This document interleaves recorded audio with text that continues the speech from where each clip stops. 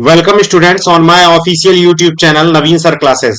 साथियों, आज हम लोग पॉलिटी क्लास 12 पर बात करने वाले हैं, जिसमें हम संवैधानिक विकास की श्रृंखला में आगे की ओर बढ़ेंगे। आज हम लोग देखेंगे चार्टर अधिनियम 1813, चार्टर अधिनियम 1835, यानी कि चार्टर एक्ट 1813 और चार्टर एक्ट 1833 के बारे में बात करेंगे। साथियों, यदि आपको अपने समय को बचाना है, मल्टीपल रिवीजन पर फोकस करना है, तो इस नंबर पर व्हाट्सएप करके आप इस नंबर पे व्हाट्सएप करके पूरे के पूरे पीडीएफ को आप मुझसे मंगा सकते हैं। ठीक है, तो इससे बाइलिंगुअल पीडीएफ मिल जाएगी, दोनों भाषाओं में ये पीडीएफ होगी और बेहतरीन आपको अच्छे से समझ में आएगा। ठीक है, तो हम लोग समय को ना गंवाते हुए आगे की ओर बढ़ते हैं। साथियों की जैसा कि हम लोग पिछले वीडियो में बात कर चुके हैं 1773 के रेगुलेटिंग एक्ट के बारे में, जिसमें हम लोगों ने देखा था कि किस प्रकार सुप्रीम कोर्ट बनता है और किस प्रकार गवर्नर जनरल और उसकी काउंसिल को सारे काम दिए जाते हैं और इस प्रकार काउंसिल में 4 मेंबर बनते हैं। रेगुलेटिंग एक्ट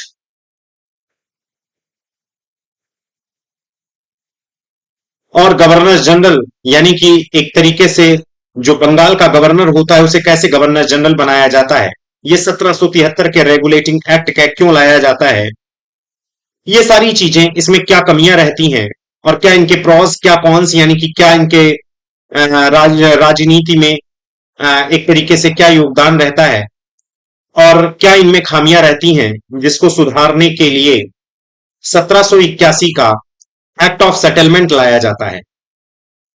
इसके बारे में भी हम लोग विस्तार से देखे थे। इसमें हम लोगों ने देखा कैसे सुप्रीम कोर्ट और गवर्नर जनरल और उनकी काउंसिल के बीच शक्तियों का बंटवारा सही से ना होने से विवाद की स्थिति उत्पन्न हो जा रही थी, जिसको 1781 के एक्ट ऑफ सेटलमेंट में सही किया गया। तो 1773 का रेगुलेटिंग एक्ट आपने देख ही लिया, 1781 का एक्ट ऑफ सेटलमेंट की बात हम लोगों ने कर लिया। इसके बाद हम लोग आगे की ओर बढ़ेंगे।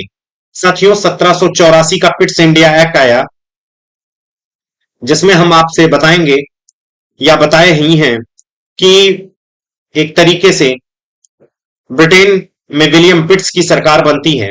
लॉर्ड नॉर्थ और फॉक्स की जो मिली जुली सरकार होती, कॉलिशन गवर्नमेंट, वो गिर जाती है और विलियम पिट्स वहां के नए प्राइम मिनिस्टर बनते हैं और इनके द्वारा पिट्स अधिनियम लाया जाता है, जिसको पिट्स इंडिया एक्ट कहते हैं। इस एक्ट में हम लोगों ने देखा कैसे बीओसी और सीओडी कंपनी को रेगुलेट करने के लिए बनाया गया। बोर्ड ऑफ कंट्रोल में 6 मेंबर और सीओडी की बात करें तो 24 मेंबर, ये क्या क्या काम कर रहे होते हैं और कैसे कंपनी को रेगुलेट करते हैं, इन सब के बारे में देखा। साथ में गवर्नर जनरल की जो परिषद थी, उसके सदस्यों को कम किया गया, 4 की बजाय 3 किया गया। साथ में प्रोविंशियल गवर्नर, यानी कि प्रांतीय गवर्नर की संख्या में भी परिषद के लिए भी 3 सदस्यों की नियुक्ति की गई। साथियों, 1786 के एक्ट में हम लोगों ने देखा किस प्रकार गवर्नर जनरल की शक्तियों को बढ़ाया गया, इसे वीटो की पावर मिल गई, ये देखा। इसके बाद हम लोगों ने 1793 के एक्ट में देखा कि कंपनी के कार्यकाल को 20 वर्ष के लिए बढ़ाया गया, समझ रहे हैं। और दूसरा जो बताया गया कि बोर्ड ऑफ कंट्रोल का जो वेतन है वो भारत की संचित निधि, यानी कि भारत की निधि से दिया जाएगा। एक तरीके से ड्रेन ऑफ वेल्थ की थ्योरी, यहां पर ड्रेन ऑफ वेल्थ की थ्योरी की ओर संकेत प्राप्त होता है। और इसमें बताया गया कि 5 लाख रुपए कैसे हम भारत से बचाकर ब्रिटेन को देंगे, इन सब के बारे में बात की गई। और यहां वीटो की पावर को भी कहीं ना कहीं सीमित किया गया, सिर्फ ब्रिटिश कार्यों के हित के लिए ही, ये बात शांति व्यवस्था बनाए रखने के लिए और सुरक्षा की दृष्टि से ही वीटो का प्रयोग किया जाए, ऐसा ये एक्ट व्याख्यायित करता है। तो हम लोगों ने इन सारे एक्ट के बारे में पढ़े और आज हम लोग बात करने वाले हैं चार्टर एक्ट 1813 व चार्टर एक्ट 1833, इन सब के बारे में हम लोग आज देखेंगे। साथियों, अगर हम चार्टर एक्ट 1813 की बात करें तो इसमें कुछ चीजें हमें समझनी होंगी कि भाई ये एक्ट जो बन के आया है, ये जो एक्ट बन के आया है 1813, ये क्यों आया। इस समय अगर ब्रिटेन में देखेंगे, यूरोप में देखेंगे, तो साथियों, फ्रांस में नेपोलियन बोनापार्ट जो नेता बनकर उभरा हुआ है, उसकी पावर लगातार बढ़ रही थी। उसने ये सोचा कि हम इंग्लैंड को ऐसे तो हरा नहीं पाए युद्ध में, तो क्यों ना हम आर्थिक क्षति इनको पहुंचाएं, क्यों ना हम इकोनॉमिकल फाइट करें। तो ऐसे में जो यूरोप का पूरा क्षेत्र है, जिसको मैं कई बार ज्योग्राफी में बताया है, वहां पर आप जाइए, मैपिंग थोड़ा सा देखिए कि किस प्रकार हम मैपिंग कर रहे हैं और किस प्रकार कॉन्सेप्ट सीख रहे हैं।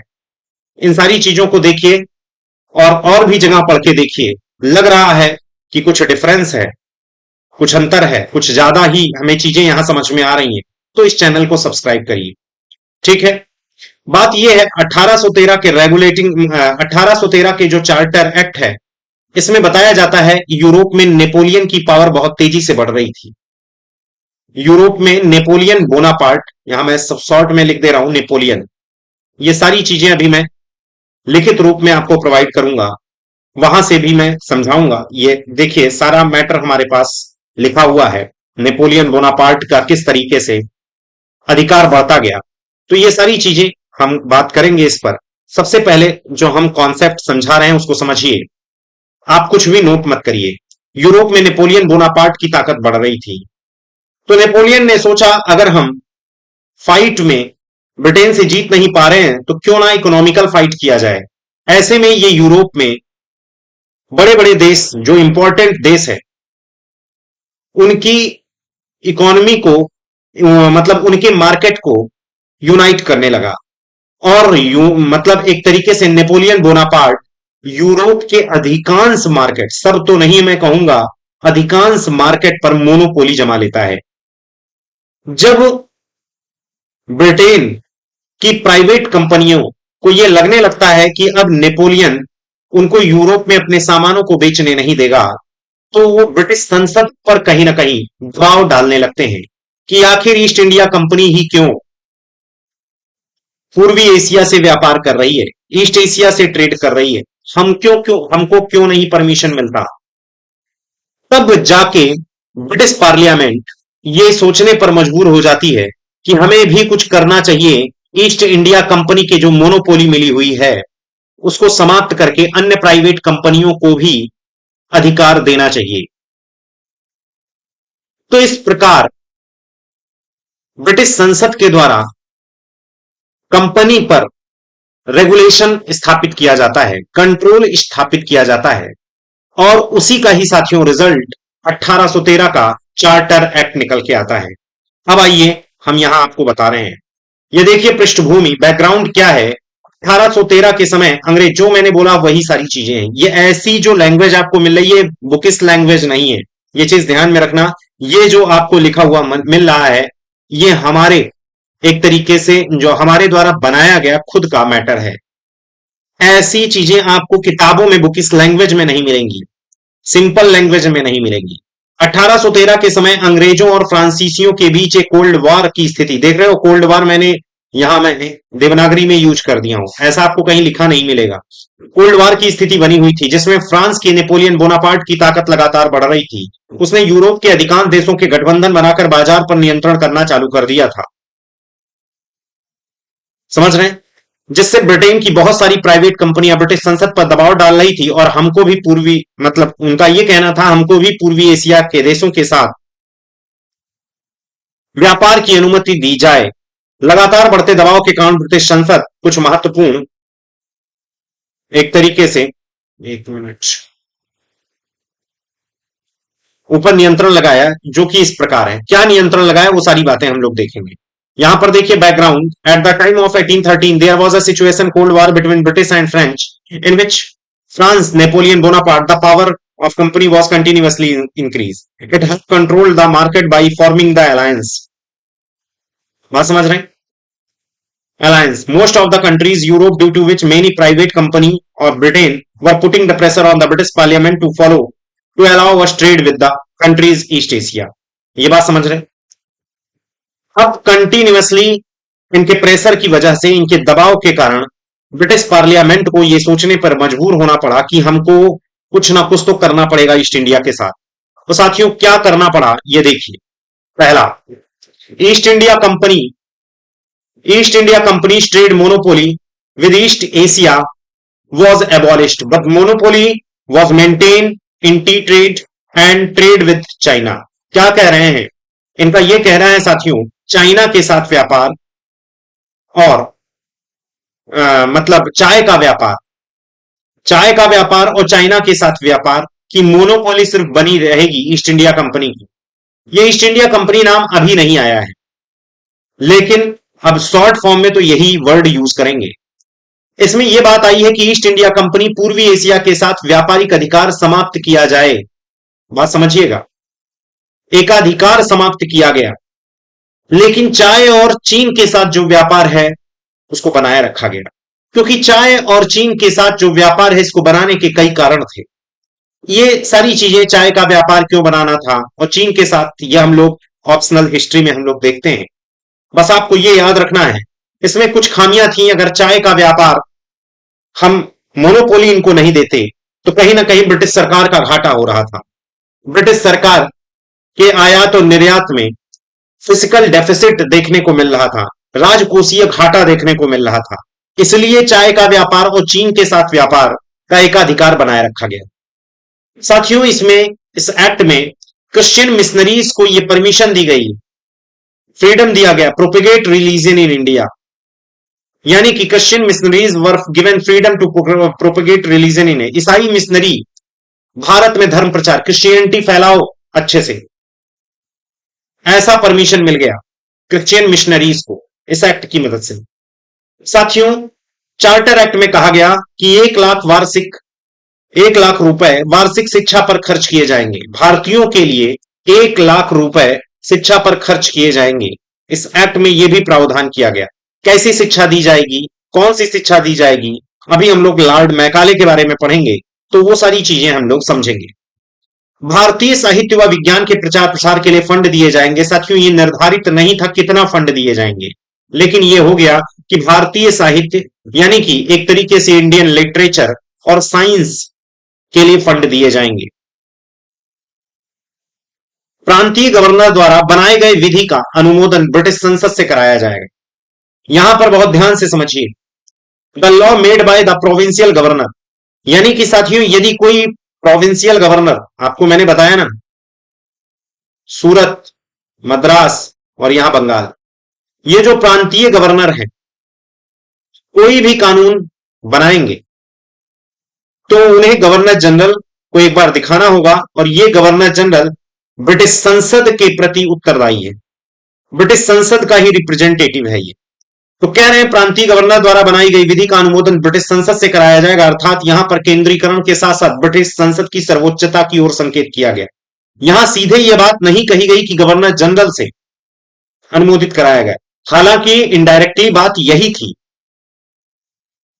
यही थी कि गवर्नर जनरल पहले प्रूफ करेगा, लेकिन गवर्नर जनरल किसकी बात मानेगा? ब्रिटिश संसद की बात मानेगा।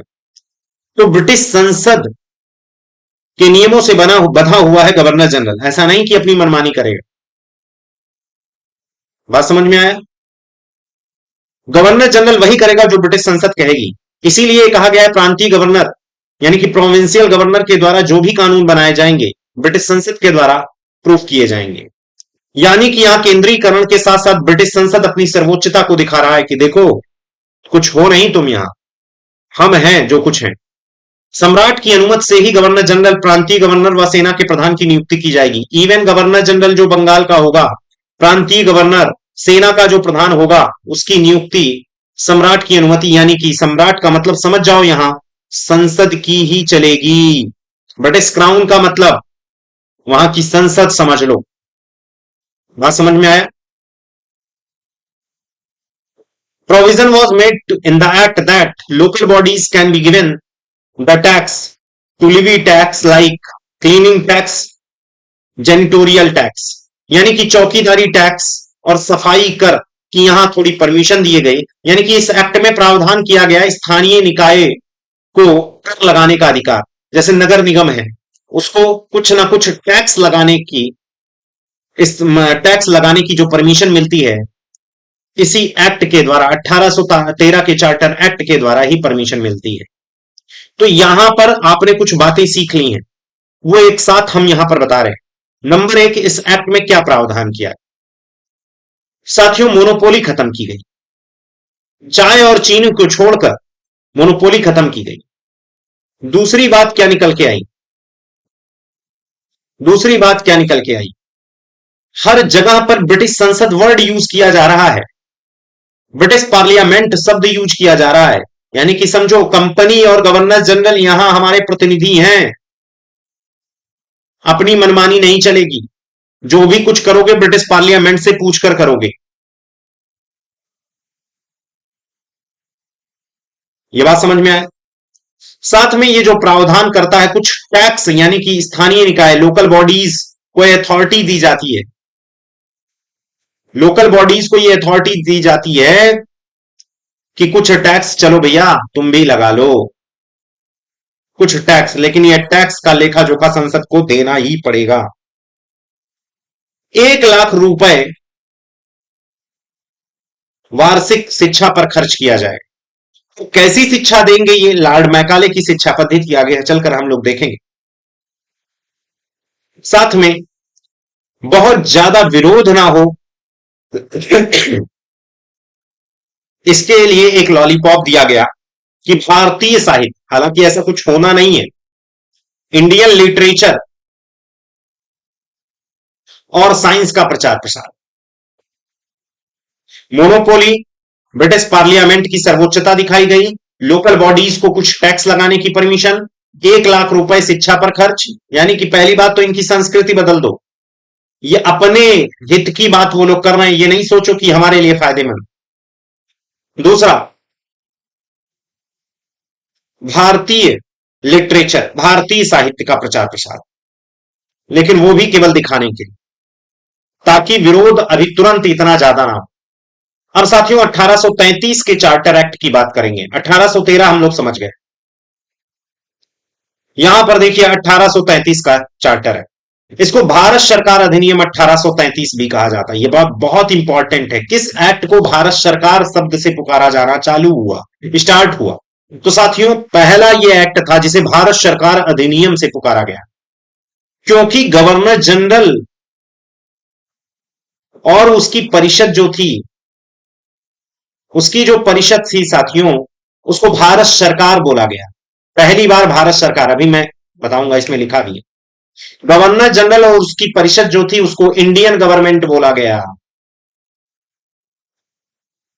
उन्हें इंडियन गवर्नमेंट बोला गया।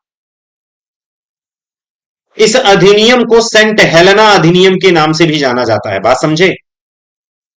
इस एक्ट को सेंट हेलेना एक्ट के नाम से जाना जाता है, क्योंकि इसी एक्ट के द्वारा दक्षिणी अटलांटिक महासागर में उपस्थित सेंट हेलेना द्वीप को ब्रिटेन ने ईस्ट इंडिया कंपनी से वापस ले लिया था।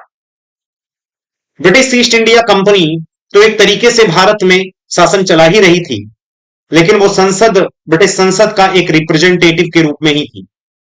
इसी ईस्ट इंडिया कंपनी का अधिकार सेंट हेलेना आइलैंड पर भी था। ईस्ट इंडिया कंपनी के कार्यों में कुछ गड़बड़ी दिखाई दी, तो ब्रिटिश संसद ने तुरंत इसी एक्ट के माध्यम से इसको क्या कर लिया, इस पूरे क्षेत्र को, सेंट हेलेना द्वीप को अपने अधिकार में ले लिया कि बेटा तुमसे कुछ ना हो पाएगा, हम यहां का शासन प्रशासन डायरेक्ट रूप से चलाएंगे। इसीलिए इसको सेंट हेलेना एक्ट के नाम से भी जाना जाता है। समझ में आया? इस अधिनियम के द्वारा कंपनी के व्यापारिक अधिकार को पूर्णतया समाप्त किया गया। साथियों, by this act trading right of the company were completely abolished. सुनो कंपनी वालों, अब तुम व्यापार छोड़ दो, क्योंकि व्यापार भी कर रहे हो, राजनीति भी कर रहे हो। तो कंपनी, असल में ब्रिटिश संसद का पूरी तरीके से यह था कंपनी को हटाना है, तो अभी तुरंत हटा देगी तो कंपनी में बवाल आ जाएगा। तो ऐसा है, धीरे धीरे करके इनकी शक्तियां कम हो रही हैं। अभी तो कंपनी के द्वारा जो भी भारत में काम किए जा रहे थे, जो भी क्षेत्रों को अपने अंतर्गत लिया जा रहा था, उसको ब्रिटिश संसद, उसको ब्रिटिश क्राउन का शासन बोल दिया जा रहा था, उसे ब्रिटिश अधिकार क्षेत्र बोला जा रहा था, उसे ब्रिटिश क्षेत्र के नाम से बोला जा रहा था। अब देखो इस एक्ट तक आते आते क्या कर रही है, कंपनी का व्यापारिक अधिकार पूर्णतया समाप्त, कंप्लीटली समाप्त कर दिया गया। अब तुम व्यापार मत करो। कंपनी केवल अब क्या करेगी? प्रशासन। कंपनी को पूर्ण राजनीतिक प्रशासन का अधिकारी बना दिया। और इसको देख कौन रहा था? आप जानते हैं, बीओसी और सीओडी थे, तो बोर्ड ऑफ कंट्रोल। ऐसा नहीं है कि कंपनी राजनीतिक प्रशासन कर रही है तो कुछ इस पर कंट्रोल करने वाला नहीं। बोर्ड ऑफ कंट्रोल का लगातार नियंत्रण है कि पैसा नहीं भर पाओगे अपनी जेब में। कंपनी को पूर्ण राजनीतिक प्रशासनिक अधिकारी बना दिया है। कम पर पूछा जा सकता है ऐसा क्यों, कि बताइए मोनोपोली कब खत्म की गई? तो 1813। कंप्लीटली नहीं, चाहे चीन का व्यापार बना रहा। ठीक है, 1833 में क्या किया गया? ट्रेड ही खत्म कर दिया गया। ट्रेड मतलब एक तरीके से कंपनी का जो ट्रेड वर्क है वही कंप्लीटली खत्म। और भैया अभी रुको, 1857 तक आते आते कंपनी 1858 को कंपनी को ही समाप्त कर दिया गया। सीधे ब्रिटिश क्राउन अब आ गया। अभी इनडायरेक्ट वे में कंपनी शासन कर रही थी, कंपनी कर रही थी, वो भी ब्रिटिश संसद का प्रतिनिधि होकर।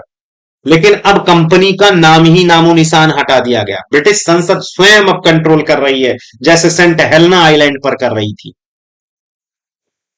बात समझ में आया? तो व्यापारिक अधिकार पूर्णतया समाप्त कर दिया गया, यानी कि कंप्लीटली अबॉलिश्ड। क्या? Trading right. Made the end हाँ, कंपनी को made the company a full political administrative authority. Company केवल अब एडमिनिस्ट्रेशन करेगी। साथियों, इस अधिनियम में बंगाल के गवर्नर जनरल को भारत का गवर्नर, ये देखिए बहुत इंपॉर्टेंट है। आपसे पूछा जाए बंगाल के गवर्नर को गवर्नर जनरल कब बना दिया गया? जी जी, तो 1773 के रेगुलेटिंग एक्ट में बंगाल के गवर्नर को, यहां पर मैं लिख दे रहा हूं,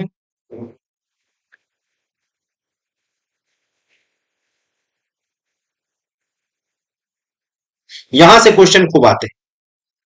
यानी कि बंगाल के गवर्नर को गवर्नर जनरल कब बनाया गया? तो 1773 का रेगुलेटिंग एक्ट। अब आप लोग यही बताओगे कौन गवर्नर जनरल पहला बना था, और ये मैंने कई बार बताया। दूसरा, अब बंगाल के गवर्नर जनरल को भारत का गवर्नर जनरल कब बना दिया गया?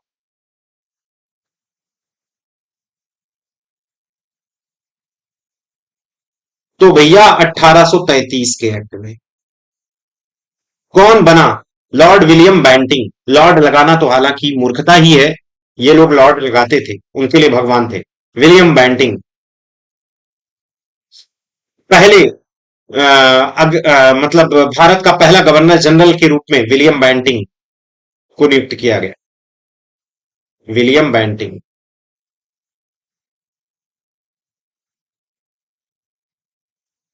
यही अगर क्वेश्चन घुमा दे, बंगाल का लास्ट गवर्नर जनरल, भैया जो लास्ट गवर्नर जनरल होगा वही तो भारत का प्रथम गवर्नर जनरल होगा। तो विलियम बैंटिंग बंगाल का लास्ट गवर्नर जनरल ही आगे चलकर भारत का गवर्नर जनरल बन गया। तो बंगाल का लास्ट गवर्नर जनरल बोलो या भारत का गवर्नर जनरल बोलो, उसे विलियम बैंटिंग कहेंगे। ये चीज आप लोग लिख लीजिएगा। अगली क्लास में ये मैं लिखित रूप में आपको प्रोवाइड कर दूंगा, लेकिन लिख जरूर लीजिएगा। यानी कि बंगाल का last governor general William Bentinck है। बात समझ में आया? भारत का पहला गवर्नर जनरल भी विलियम बैंटिंग है। और यहां तुम बताओगे बंगाल का पहला गवर्नर कौन था, और बंगाल का लास्ट गवर्नर जिसे गवर्नर जनरल बनाया गया वो भी कौन था। आपके साथ एक क्वेश्चन मैं पूछ रहा हूं, बंगाल का पहला गवर्नर, ये मैं बताया हूं। दूसरा, बंगाल का लास्ट गवर्नर जिसे किसमें बदल दिया गया? Governor general. अब ये आप मुझे बताओगे। ये आप मुझे बताओगे। जो गवर्नर जनरल बना आगे चल के, वही बंगाल का लास्ट गवर्नर होगा जिसे गवर्नर जनरल बनाया गया। बात समझ में आ रहा है? इन चीजों में अंतर समझ में आ रहा है? अरे दद्दा, भारत का जो गवर्नर जनरल है वो बंगाल का लास्ट गवर्नर जनरल होगा ना, तो उसको विलियम बेंटिंग हमने बता दिया। और किस एक्ट में किया गया? 1833। अब तुम मुझे बताओगे बंगाल का पहला गवर्नर कौन और बंगाल का लास्ट गवर्नर कौन? कमेंट करके आप लोग को लिखना है। बंगाल का लास्ट गवर्नर जनरल ही बंगाल का लास्ट गवर्नर, गवर्नर जनरल सब नहीं है, बंगाल का लास्ट गवर्नर ही गवर्नर जनरल बना दिया गया, बंगाल का गवर्नर जनरल। तो तुम मुझे ये तीनों आंसर देना है। बंगाल का गवर्नर जनरल, बंगाल का पहला फर्स्ट गवर्नर जनरल। तो ये इसका आंसर, इसका आंसर और इसका आंसर मैं दूसरे पेन से लिख दे रहा हूं। किसका आंसर? बंगाल का पहला गवर्नर बताओगे कमेंट के करके, बंगाल का लास्ट गवर्नर बताओगे, बंगाल का फर्स्ट गवर्नर जनरल बताओगे। ये आप लोग कमेंट करके मुझे बताइए। क्लियर? तो यहां तो ये बात समझ में आ गई। विलियम बेंटिंग भारत का प्रथम गवर्नर जनरल अपॉइंट किया गया। साथियों, चौथी बात जो बहुत इंपॉर्टेंट है, चार्टर एक्ट की सहायता से भारत के गवर्नर जनरल उसकी परिषद को पूरे भारत के लिए कानून बनाने की जिम्मेदारी दी गई। कहा सुनो विलियम बेंटिंग, तुमको हम भारत का गवर्नर जनरल जरूर बना रहे हैं, खुश होने की बात नहीं है, भारत का गवर्नर जनरल हम बना रहे हैं। तो सुनिए, जो सूरत के गवर्नर हैं और मद्रास के गवर्नर हैं, इनकी विधि बनाने की जो शक्ति अभी तक थी, विधि जो अपने लिए बना रहे थे, उसको मैं ले रहा हूं। अब कुछ नहीं अपने लिए बना सकते, ये छीन ले रहा हूं मैं। और इनके लिए तुम ही क्या करोगे? कानून बनाओगे। तो भारत का गवर्नर जनरल कहा, भैया सुनो, हमारे पास परिषद में 3 ही सदस्य हैं, मैं क्या क्या करूंगा? तो ब्रिटिश संसद के द्वारा कहा गया, ऐसा कर लो, एक विधि सदस्य, एक लॉ मेंबर जोड़ लो। तो तुम्हारा काम बन सकता है, एक विधि सदस्य जोड़ लो, एक लॉ मेंबर जोड़ लो, तो काम बन सकता है। भाई विधि ही तो, इनकी विधि को तुम ही बनाओगे, इनकी विधि को भी तुम ही बनाओगे। एक विधि सदस्य को और जोड़ दिया जाए तो तुम्हारा काम बन सकता है ना। तो जोड़ दिया गया, लेकिन ये वाला स्थायी नहीं था, लेकिन ये वाला स्थायी नहीं था, अस्थायी था। इसको मैंने यहां अस्थायी लिख दूं। ये साथियों अस्थायी था, नॉन परमानेंट था, ये नॉन परमानेंट है। एक विधि सदस्य जो है नॉन परमानेंट है, इसे बाद के एक्ट में परमानेंट किया गया। तो देखो क्या कह रहा है, with the help of charter act the governor general of India and his council were given the responsibility of making law the whole of the India and the power to the make laws was taken away from the provincial। देखो provincial governor के क्या लिख लिए, power छीन लिए गए। In this situation the workload on the governor general of India increased, due to which the governor general council was made to 4 member instead of 3। it is a law member was added which was a temporary member। समझ रहे हैं, अस्थायी था। That is he did not have to right to vote, इसे vote देने का अधिकार नहीं है। He only help in making laws and this law member was made. मतलब समझ रहे हैं, एक तरीके से this law member was made permanent in the act 1853। ये सारी चीजें मैं हिंदी में भी लिखा हूं भैया। एक विधि सदस्य को जोड़ दिया गया, यहां पर आप देख ही रहे हो, ये अस्थायी सदस्य था, इसे मत देने का अधिकार बिल्कुल नहीं था, केवल कानून बनाने में सहयोग करता था। इसी विधि मतलब इसी विधि सदस्य को 1853 के एक्ट में स्थायी बना दिया गया, जो आगे आने वाला एक्ट है। समझ गए? गवर्नर जनरल के द्वारा बनाया गया कानून अब अधिनियम कहा गया साथियों। This law made by the governor general was called act, before that it was called regulation.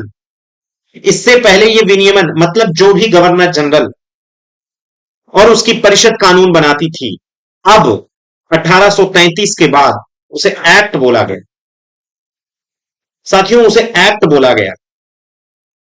इससे पहले क्या बोला जाता था? विनियमन। इससे पहले क्या बोला जाता था? रेगुलेशन।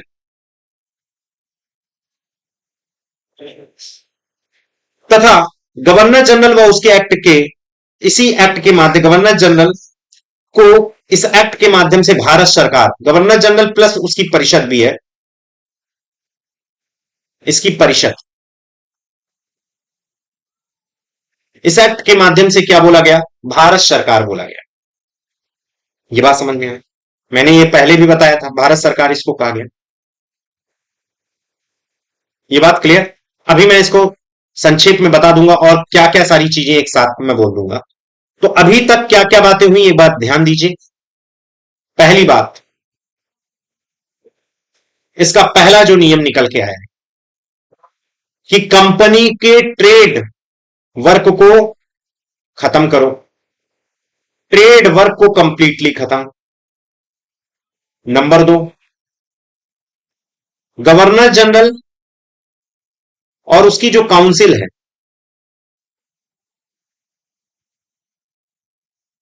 वो पूरे भारत के लिए कानून बनाएगी।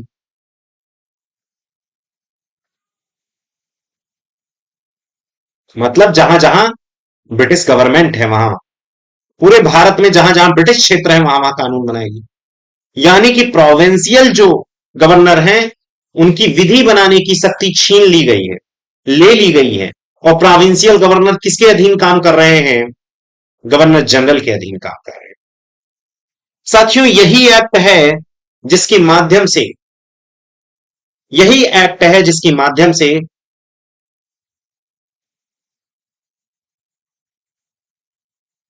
गवर्नर जनरल और उसकी परिषद को भारत सरकार कहा गया, परिषद को इंडियन गवर्नमेंट बोला गया। समझ में आया? चौथी बार साथियों, चौथी बात कि गवर्नर जनरल उसकी परिषद जो कानून बनाएगी उसे अब किस नाम से जानेंगे? एक्ट के नाम से। पहले कैसे जानते थे? रेगुलेशन के नाम से। ये इंपॉर्टेंट चीज है साथियों। इस एक्ट को सेंट हेलेना एक्ट के नाम से भी जानते हैं। इस एक्ट को भारत सरकार के नाम से पुकारा गया, भारत सरकार एक्ट, भारत सरकार अधिनियम, इंडियन गवर्नमेंट एक्ट। पहली बार कोई एक्ट ऐसा था जिसे इंडियन गवर्नमेंट एक्ट बोला गया। तो कौन सा था? 1833। साथियों, इस एक्ट के माध्यम से सिविल सेवा की जो प्रतियोगिता होती थी, जो आईसीएस की प्रतियोगिता होती थी, इंडियन सिविल सर्विसेज की प्रतियोगिता, उसको ओपन करने की बात आई। यानी कि अब जो एग्जाम होगा वो बिल्कुल फेयर इलेक्शन होगा, उसमें भारत के लोग भी चुने जाएंगे। यानी कि एक तरीके से जाति, लिंग, जन्मस्थान, रंग के आधार पर भेदभाव बिल्कुल नहीं होगा। लेकिन पहले यह काम कंपनी करवाती थी। कंपनी के भारी विरोध के कारण यह लागू नहीं हो पाया।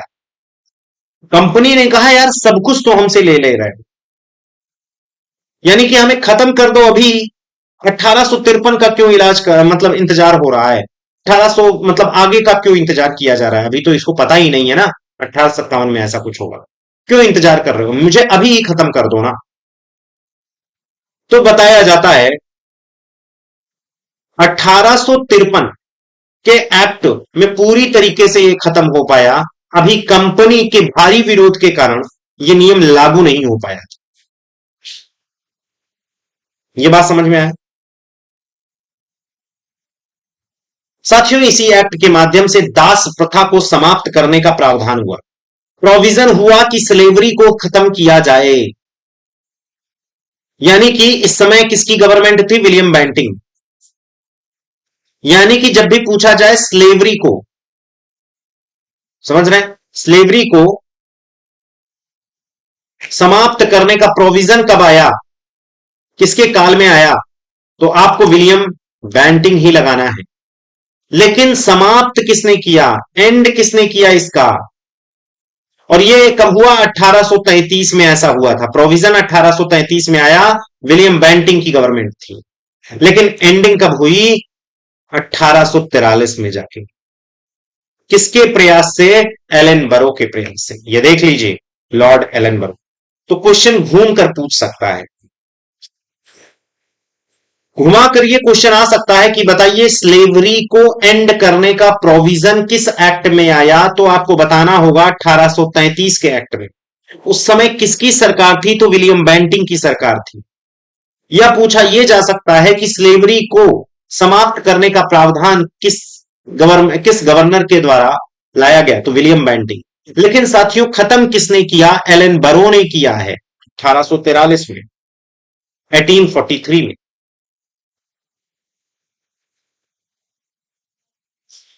अब यहां पर एक बात और, जो विधि सदस्य, ये देखिए अभी मैंने बताया नहीं था, विधि सदस्य यानी कि एक law member, governor general plus 3 लोग मिलकर पूरे भारत के लिए कानून बना रहे हैं, प्लस एक नॉन परमानेंट मेंबर जुड़ा हुआ है, जिसे वोट डालने का अधिकार तो बिल्कुल नहीं है। नॉन परमानेंट मेंबर जुड़ा है, अस्थायी सदस्य जुड़ा है, विधि सदस्य जिसे कहते हैं, विधि में केवल सहयोग करेगा। बताते हैं अतिरिक्त विधि सदस्य के प्रावधान के कारण विधि आयोग के गठन का भी प्रावधान किया गया। इसमें यह बात आई कि हमें लॉ कमीशन भी बना देना चाहिए, लॉ कमीशन भी बना देनी चाहिए, जो केवल बैठकर विधि ही बनाए, केवल लॉ बनाए। लॉ कमीशन का मतलब केवल लॉ पर काम करे, कैसे नियम कानून लगेंगे। 1835 में, जिसके कारण 1834 में, जस्ट एक साथ बाद, विधि आयोग लॉर्ड मैकाले की अध्यक्षता में किया गया, बनाया गया एक तरीके से। यह पहला विधि सदस्य था, यही पहला विधि सदस्य था, वही जो पहला विधि सदस्य था उसी के कार्यकाल में। हमने अस्थायी मेंबर की बात की है ना, लॉ मेंबर की बात की है ना, जो एक लॉ मेंबर जोड़ा जाएगा ना, वो नॉन परमानेंट होगा ना, तो पहला विधि सदस्य कौन था, लॉर्ड मैकाले। और बताया जाता है इसकी ही प्रेसिडेंसी में लॉ कमीशन बनाया गया, was also made 1833, due to which 1834 the law commission was formed under the chairmanship of Lord Macaulay, because he was the first law member, and later on to compile the penal laws of India, मतलब एक तरीके से Indian panel code के हिसाब से, IPC मतलब एक तरीके से भारतीय दंड संहिता, यानी कि एक तरीके से इंडियन पेनल कोड 1860 में लाई गई। ये जो विधि आयोग बना ना, ये विधि आयोग क्यों बना, क्योंकि लॉ मेंबर ऐड किया गया, लॉ मेंबर आया था, लॉ मेंबर के ही कहने पर विधि आयोग बना दिया गया। लॉर्ड विलियम बेंटिंग सोचे क्यों ना एक विधि आयोग बना दें, एक हम लॉ कमीशन ही बना दें, केवल कानून ही बनाएगी वो। और इसने क्या किया, तरह तरह के ये कानून बनाना चालू की और बताई कि इस पर ये दंड दिए जाएंगे, इस पर ये दंड दिए जाएंगे। साथियों इसी को कंपाइल किया गया और 1860 में आईपीसी जो आती है, इंडियन पेनल कोड, भारतीय दंड संहिता, इसका मेन आधार यही 1833 में जोड़ा गया विधि सदस्य ही था। 1833 में अगर लॉ मेंबर जोड़ा नहीं जाता तो 1860 में ये इंडियन आईपीसी की जो धाराएं आज हम लोग पढ़ते हैं, लॉ में पढ़ा जाता है, हम लोग यूपीएससी में तो खास नहीं पूछते हैं, इसमें आईपीसी की जो धाराएं पढ़ते हैं कि किस पर किसको कौन सी सजा होगी, समझ रहे हैं, 1860 में ये लाया गया। और आजादी के बाद भारत का पहला विधि आयोग 1955 में बना, ये तो आजादी से पहले का था, 1834 में, ये आजादी से पहले 1834 में लाया गया विधि आयोग, लॉ कमीशन। और लॉर्ड मैकाले इसके मेन मुखिया थे, क्योंकि विधि सदस्य भी कौन था, लॉर्ड मैकाले। आजादी के बाद भारत का पहला विधि आयोग 1955 में आया बना, जिसके अध्यक्ष एमजी सीतलवाड़ थे। ये क्वेश्चन पूछा जा सकता है कि आजादी के बाद जो विधि आयोग बना उसके अध्यक्ष कौन थे, तो एमजी सीतलवाड़ थे। इस एक्ट में ये 9 पॉइंट और भी ऐड कर लेना, हालांकि कुछ खास इंपॉर्टेंट नहीं है, कि अंग्रेजों को बिना लाइसेंस के भारत में रहने की अनुमति इसी अधिनियम के द्वारा मिली। The British got permission to live in India without the licence through the मतलब through same act, same act. यहां तक समझ में आया? तो आपने ये सारी चीजें, कैसे लॉ मेंबर आता है, क्या होता है, ये सारी चीजें आपने देखी एक एक करके, कि कैसे कैसे विधि सदस्य को जोड़ा गया, किसको लाया गया। सेंट हेलेना एक्ट, ये बहुत इंपॉर्टेंट है। पहला देखिए स्टेटमेंट क्या है, जाहिर सी बात है आपको बहुत बेहतर ढंग से समझ में आ गया। भारत सरकार अधिनियम इसको बोला गया, क्योंकि अब गवर्नर जनरल और उसकी काउंसिल भारत सरकार बोली गई। इसे सेंट हेलेना एक्ट बोला गया। समझ गए? अब मैं रिवीजन करा रहा हूं। ईस्ट इंडिया कंपनी वापस ले ली, यानी कि एक तरीके से ये जो सेंट हेलेना आइलैंड थी किस तरह से वापस लिया, ये बात की। कंपनी का पूरा ट्रेड मोनोपोली, मतलब ट्रेड का अधिकार ही समाप्त कर दिया गया। कंपनी केवल अब फुल पॉलिटिकल एडमिनिस्ट्रेटिव अथॉरिटी बनकर रह गई। भारत का गवर्नर जनरल बनाया गया, और यहां मैंने कुछ गवर्नर और गवर्नर जनरल की बात की है, जरा आप मुझे कमेंट करके बताएंगे लॉर्ड विलियम बेंटिंग के बारे में। साथियों, चार्टर एक्ट की सहायता से यह बताया गया कि कौन कानून बनाएगा पूरे भारत के लिए। एक विधि सदस्य जोड़ा गया, एक लॉ मेंबर जोड़ा गया, जो नॉन परमानेंट था, अस्थाई था। इसकी बात हमने की।